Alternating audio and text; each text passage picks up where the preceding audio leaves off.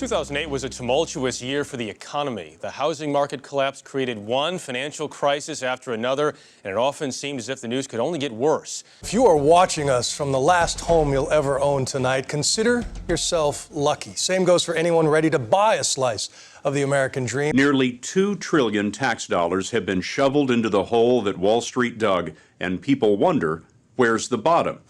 It turns out the abyss is deeper than most people think. The 2008 housing crisis, the Great Recession, the second largest hit in the global economy since the Great Depression, a financial disaster so huge that nobody mentions it. Well, they do, but only as if it was another typical chapter in their life. Nobody talks about how fundamentally society changed, economically, socially, psychologically, and politically. Millions of people lost their homes and jobs, yet the transition back to quote-unquote normal life was completely different than it was before, with those effects still being felt today. The degradation of the U.S. economic, social, and political climate since the 2008 housing crisis and Great Recession is very apparent. I believe that the Great Recession/2008 housing crisis has forced millennials, Gen Z, and future generations to live in the world as a trauma response to the failure of the 2008 economy and its lack of substantial recovery methods. There are numerous economic, social, psychological, and political consequences of the crisis that have structurally affected future generations and continues to affect many aspects of society, such as the previous generation's notion of work, social and community interactions, and economic stability and growth. To introduce the severity of the unspoken consequences of the 2008 housing crisis, we need to first talk about the origin and known effects of the crisis, specifically as it relates to the economic choices many companies and the government made to recover and prosper after its occurrence. The reason for the 2008 housing crisis can be attributed to investors looking to find a way to make low-risk, high-reward investments. Noticing how the interest rate that was being paid on U.S. mortgages at the time was higher than many other investment opportunities, many domestic and foreign investors decided to put money in the U.S. housing market. But instead of dealing with individuals, financial institutions securitized mortgages, bundling thousands of them and selling the shares to investors, making it much more feasible to invest. However, these mortgage-backed securities weren't bundled with just good credit borrowers. They were also bundled with subprime mortgages.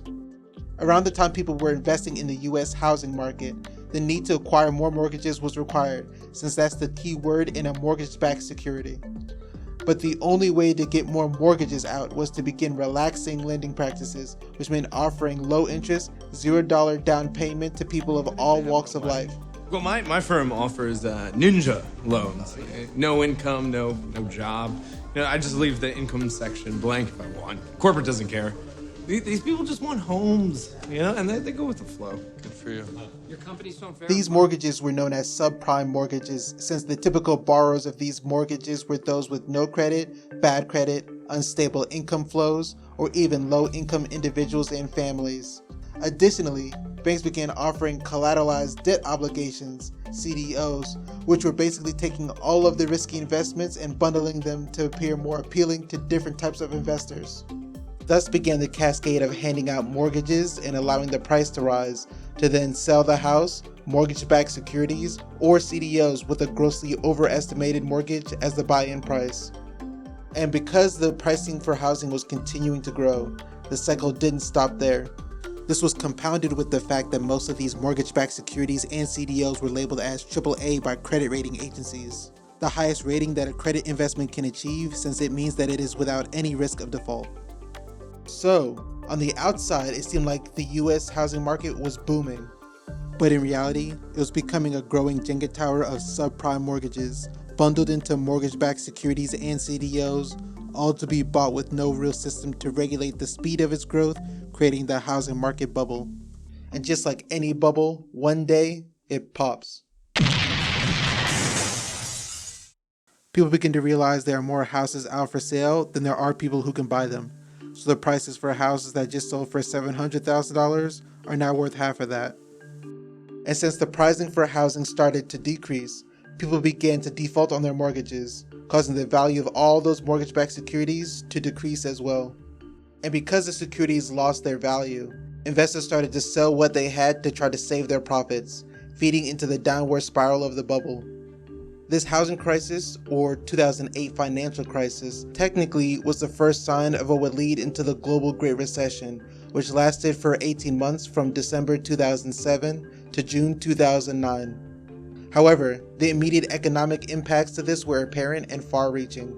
The Lehman Brothers, the fourth largest banking institution at the time, filed for the biggest bankruptcy in American history, and the largest insurance company at the time, AIG, needed to be bailed out, following a group of other banking and financial institutions known as the Emergency Economic Stabilization Act of 2008, or the Wall Street Bailout.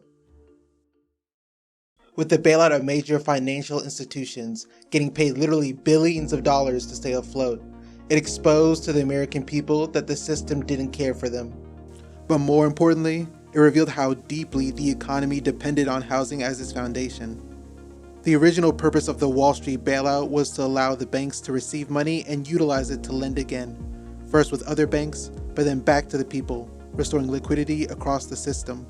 The Troubled Asset Relief Program, or TARP, administered by the United States Department of the Treasury, allocated over $400 billion to stabilize banks and financial institutions during the crisis. However, many of the banks that contributed to the collapse were not only stabilized, but positioned to expand, as seen when J.P. Morgan Chase acquired Bear Stearns in 2008, and later took over Washington Mutual, the largest bank failure in U.S. history. Similarly, Bank of America acquired Countrywide Financial, one of the largest subprime mortgage originators, and later Merrill Lynch, further consolidating financial power during the crisis. Rather than distributing capital outwards, these actions concentrated assets within the very institutions at the center of the collapse. During the banking crisis, it wasn't just individuals who were caught up. Corporations and businesses rushed to take out credit lines and loans to bolster liquidity while the financial sector stabilized. According to a Harvard study, this 2008 bank run was instigated by short-term creditors, counterparties, and borrowers who were concerned about the liquidity and solvency of the banking sector, highlighting how trust collapsed at every level of the economy. As confidence evaporated and financial institutions tightened lending, the routes for the average person to access capital, as individuals or small business owners, began to close rapidly. In 2008 alone, over 200,000 small businesses were closed due to the housing crisis, signaling that the collapse of housing was not isolated, but instead triggered a broader economic contraction that spread across every sector. With many small businesses, especially at their inception, home equity has historically been a major factor in their success, acting as both collateral and a financial safety net. To quote from a Federal Reserve essay titled "Small Businesses and Small Business Finance During the Financial Crisis and the Great Recession," while the financial endowment needed to start a small business rose during the crisis period, the ability of housing networks to provide that endowment declined. This quote highlights a direct link of the collapse in housing prices to reduced entrepreneurial opportunity. What this reveals is that when people attempt to create financial stability and growth, household equity and net worth are not just advantages, they are requirements. As millions of people lost their homes during the housing crisis, the ability to leverage property for upward mobility was severely limited or eliminated entirely. This loss of leverage meant that individuals could no longer use their homes to start businesses, access credit, or weather financial instability, fundamentally changing how wealth could be built. In 2023, 99.9% of all U.S. firms were small businesses, underscoring how critical access to personal capital is for economic participation at scale. Without housing as a financial anchor, millions were and continue to be effectively removed from the pathways that had historically enabled economic advancement. Because the capital from the bailout did not meaningfully return to households, but instead recirculated within financial institutions, the lifestyle that emerged after 2008 is fundamentally different from the one that existed before. Rather than restoring broad access to credit, the post-crisis environment became more restrictive, more risk-averse, and more favorable to those who already held assets. This shift also contributes to the growing conversation around the quote-unquote wealth gap, often framed as boomers versus millennials, but can be more accurately understood as a divergence in access to leverage. For example, while boomers had a median net worth of approximately $16,000 between ages 25 and 29, millennials held around $18,000, suggesting similar starting points but vastly different trajectories.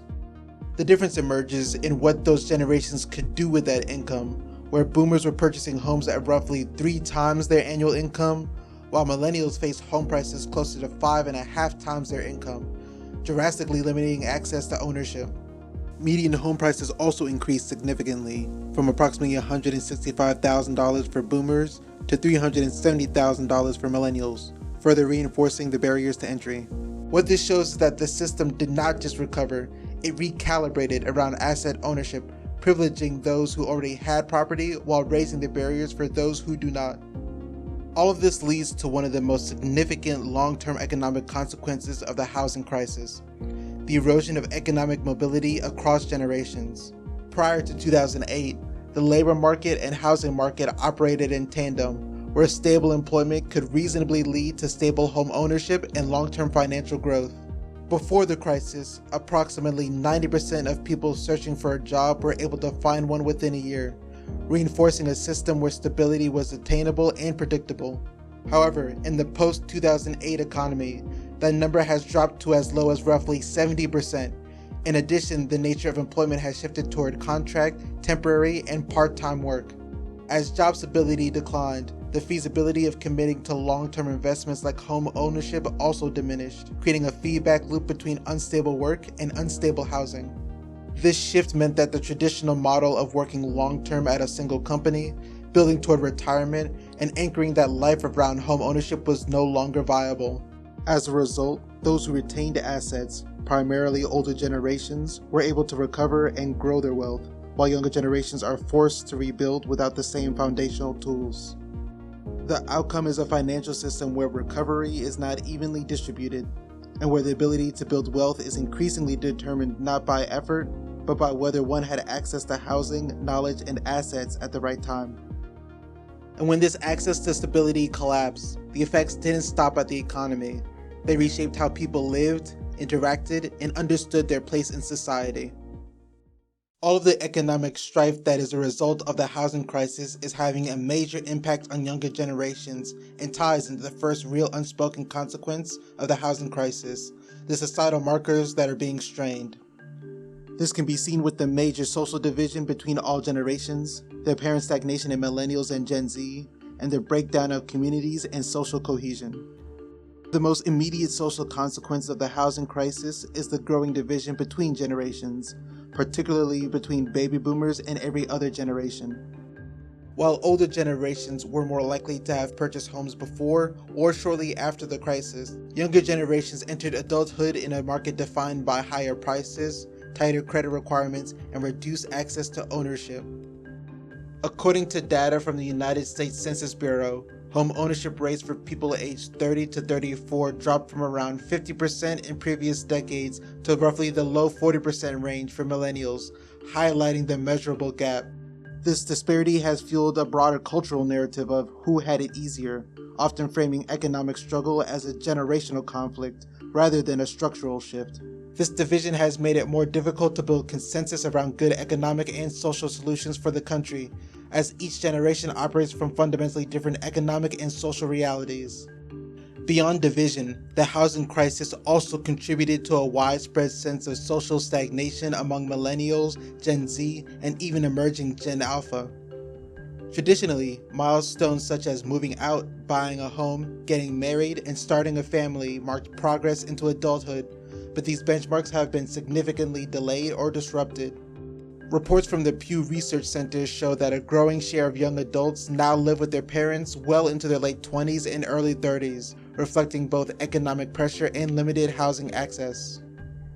When stability becomes uncertain, decisions about careers, relationships, and personal growth are often postponed or abandoned altogether. This will create generations that are not unwilling to progress, but structurally unable to do so at the same pace as those before them, and where the transition into adulthood is no longer clearly defined. The housing crisis also played a significant role in weakening community ties and social cohesion, particularly as housing stability became less attainable. According to the Joint Center for Housing Studies of Harvard University, renters are significantly more likely to move within a short period compared to homeowners, contributing to a more transient population. When individuals cannot remain in one place long enough to establish roots, communities become less stable and less interconnected. According to the Pew Research Center, 45% of 18 to 29-year-olds felt at least somewhat attached to the communities, while 64% of 50 to 64-year-olds fell in the same category. This lack of attachment in the younger generation creates environments where people are physically close, but socially distant, where the sense of belonging that once defined communities becomes increasingly difficult to sustain. Without access to stable housing, the ability to build stable lives begins to fracture. As financial and social effects begin to bear down on future generations, the true starting line for many people has shifted. Prior generations relied on a better system of assistance with intergenerational wealth. By having this system where they had a consistent home to go back to and family cohesion to assist with any setbacks in life, individuals and communities could grow and flourish. With more and more communities having a growing lack of cohesion, future generations will have a compound disadvantage of reduced upward mobility and a growing dependence on their family background rather than individual effort to grow. One of the most significant effects of the lack of intergenerational wealth caused by the housing crisis is the reduction of upward mobility for younger generations. As millions of families lost homes during the 2008 financial crisis, that pathway was disrupted, leaving many without a financial foundation to build upon. According to the Federal Reserve, housing has historically made up a substantial portion of household wealth, meaning its loss has long-term generational consequences. Additionally, the Federal Reserve reported that a significant percentage of renters reported that reasons for renting instead of owning were because of the inability to make the down payment, the inability to afford mortgage payments, and the flexibility of renting. Without this inherited stability, younger individuals are more likely to start from a position of financial vulnerability and financial burden, relying solely on income rather than accumulated assets. This creates a compounding disadvantage, where each generation must rebuild from scratch rather than advance from previous generations, slowing overall social progress. Over time, the absence of intergenerational wealth transforms inequality from a temporary condition into a persistent structural reality, where upward mobility becomes increasingly difficult to achieve. Another major effect is the growing dependence on family background as a determining factor in financial outcomes, rather than individual effort or achievement. Research from the Pew Research Center indicates that wealth disparities between families have widened over time, reinforcing the importance of inherited resources in shaping life outcomes. This shift highlights that two individuals with similar education and income levels can experience vastly different trajectories based solely on their family's financial background. The idea of merit-based advancement becomes less attainable, replaced by a structure where opportunity is unevenly distributed from the start. This dynamic reshapes societal expectations as success becomes increasingly associated with prior access rather than personal progress. It also provides the divide between those with and without access to housing and assets. The housing crisis changed who gets to inherit it and who has to rebuild it. As the list of effects that were caused by the housing crisis continue to build, another unspoken one arises: how people think following it. The psychological impact on people is the major reason for the massive changes in how people earn their money and interact with each other, especially with the younger generation. The crisis forced young people to develop a fear of failure, lack of personal confidence, fear of taking calculated and/or creative risks, and prioritizing short-term gains for morality. One of the psychological consequences of the housing crisis on younger generations is a heightened fear of failure and a corresponding lack of confidence in long-term decision-making. Homes were lost, savings were wiped out, and careers were disrupted, creating a lasting impression that security is fragile and temporary. According to the Pew Research Center, younger generations today express lower levels of financial confidence compared to older cohorts at similar ages, reflecting a shift in how risk and stability are perceived. This environment fosters a mindset where failure is not seen as a learning opportunity, but as a potentially irreversible setback. This erosion of confidence limits upward mobility, not just economically, but psychologically, as individuals begin to self-select out of opportunities they might otherwise have pursued. The same fear of failure and instability that affects careers also extends into personal life, where relationships are increasingly viewed through a lens of risk rather than growth. In a 2025 survey, 44% of men reported being afraid of initiating contact for fear of being labeled creepy. And in a different study, it was found that those in a higher socioeconomic status had more satisfying and longer-lasting relationships than those of lower socioeconomic status. So, pursuing a serious relationship or starting a family is no longer just an emotional decision, but a financial calculation tied to housing affordability, job stability, and long-term security, suggesting that uncertainty has become a defining factor in personal decision-making. At the same time, the prioritization of work, particularly among young women, reflects a broader psychological adaptation to instability, where independence and financial security are seen as prerequisites for any future relationship. In an EDU Birdie survey of 2,000 women, 59% ranked professional and financial success as a higher priority than finding love or starting a family. Down the line, this creates generations that do not reject traditional milestones like marriage or family, but instead postpone them indefinitely in pursuit of conditions that may never fully materialize. Closely tied to this fear of failure is a broader decline in the willingness to take creative or calculated risks, particularly in career and entrepreneurial pursuits.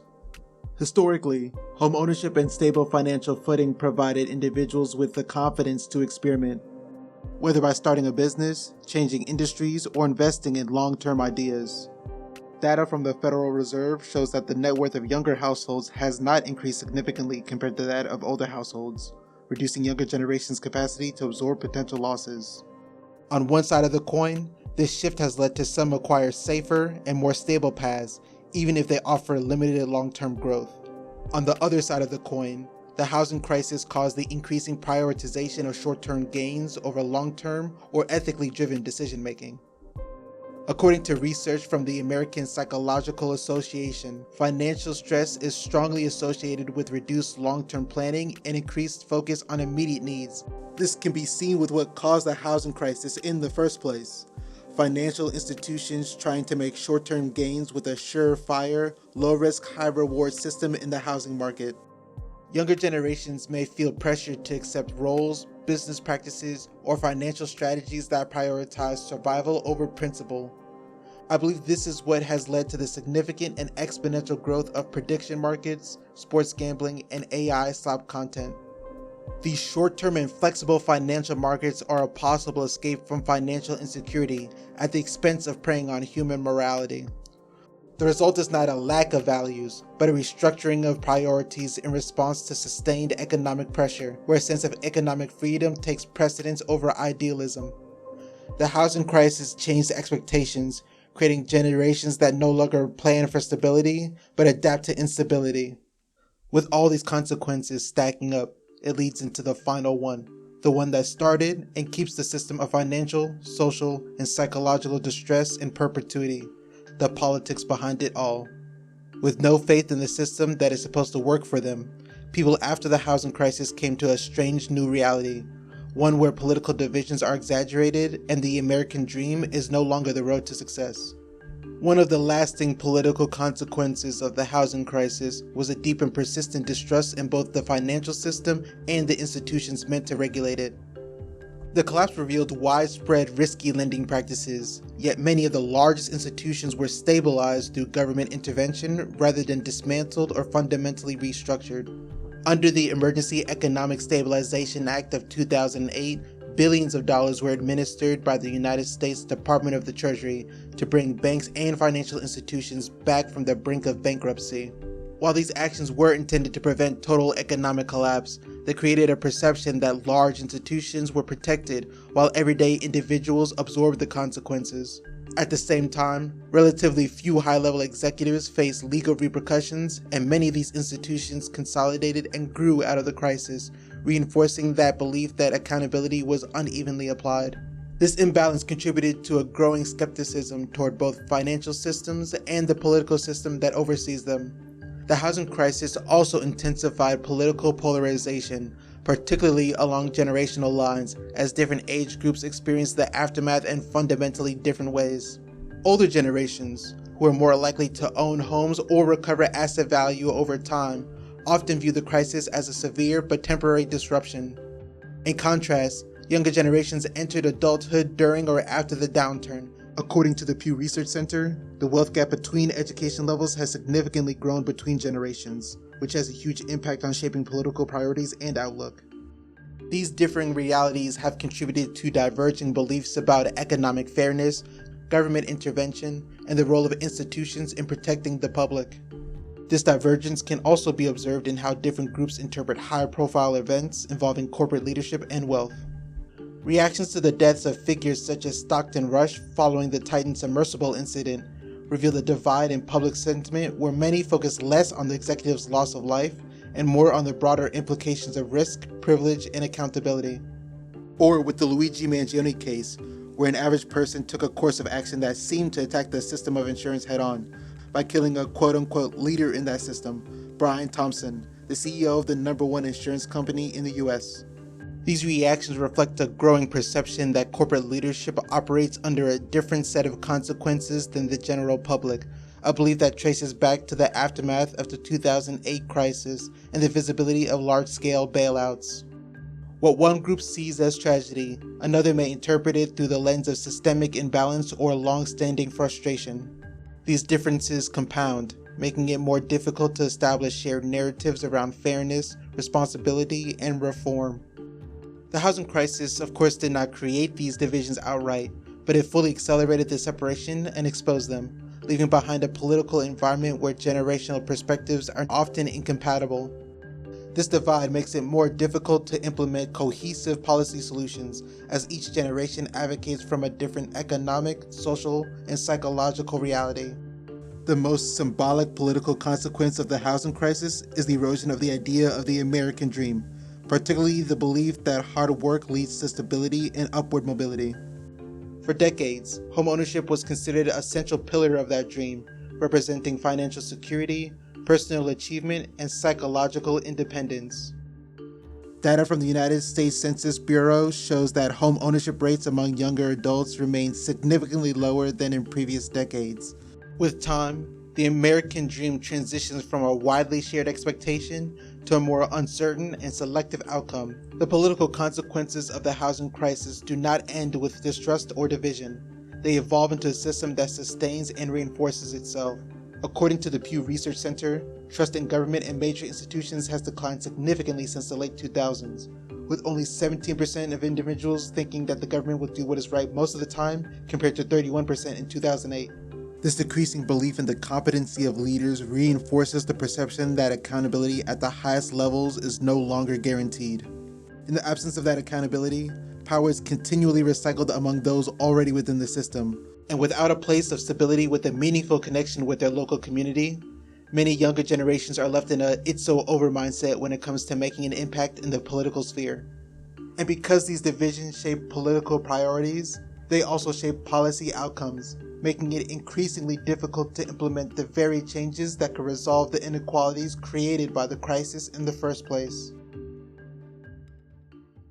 The 2008 housing crisis is often remembered as a moment the economy fell and then eventually recovered, with no real recollection of the depths of its impact.